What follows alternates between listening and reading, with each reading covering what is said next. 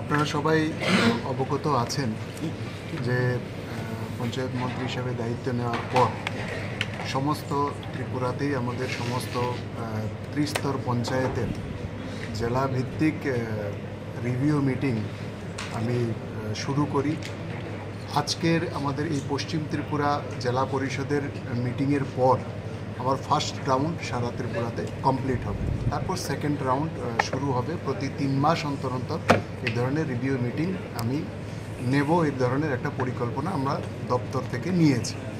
এটার মূল উদ্দেশ্য হচ্ছে আমাদের ত্রিস্তর পঞ্চায়েত লেভেলে পঞ্চদশ অর্থ কমিশনের যে পয়সা আমাদেরকে দেওয়া হয় সেটা এখনও পর্যন্ত আমরা কতটুকু অবধি আমরা ব্যয় করতে পেরেছি, কতটুকু অব্যয়িত অবস্থায় রয়ে গেছে এবং সেগুলো নির্ধারিত সময়ের মধ্যে সেগুলোকে শেষ করার জন্য তার পরিকল্পনা।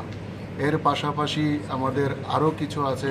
আমাদের যেরকম পঞ্চায়েত লার্নিং সেন্টারের জন্য আমরা সময়ে সময়ে ধাপে ধাপে বিভিন্ন পরিকল্পনা করছি, সেখানে অর্থ দেওয়া হচ্ছে। সেই কাজের গতি কীরকম আছে, বিভিন্ন জায়গায় পঞ্চায়েত দপ্তর নতুন পঞ্চায়েত নির্মাণের জন্য সেখানে বিভিন্ন অর্থ বরাদ্দ করা হচ্ছে, তাই সেই কাজের গতি প্রকৃতি কী আছে।